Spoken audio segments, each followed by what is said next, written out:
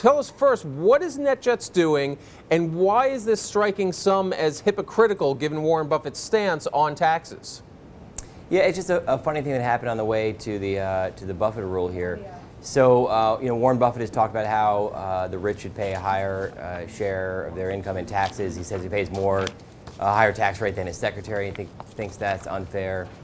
Democrats have seized on that, including the president, saying that the rich should pay more.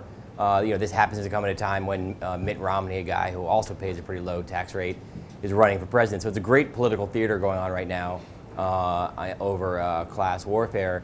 And then we found out that NetJets, the private jet company for companies and executives that is owned by Warren Buffett, just got a big tax break for itself on the fees that it pays. Okay, so Brody, let me ask you though, is this though what NetJets has done any different from what any other company out there does?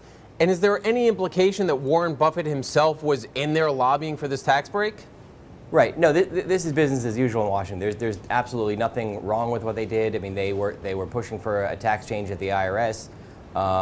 They haven't gotten it, so they sort of moved to Congress. I mean, this is Washington 101.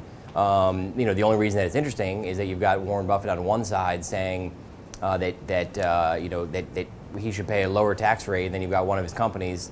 That Warren Buffett saying he should pay a higher tax rate, and then you've got one of his companies pushing for essentially a lower tax rate. Right. Now NetJets, if I'm right from reading your article, they would dispute that this is actually a tax break. Is that just semantics, or do they have a point? Well, I think it's semantics. I mean, it's a fee break. I mean, the company's owners are going to pay less to the government as a result of that. You can call that a fee break or a tax break. What the company says is that they were simply trying to change the classification of NetJets and other fractional airlines from a so-called commercial category to a non-commercial category. I mean, that's Washington gobbledygook, but at the end of the day, they save some money.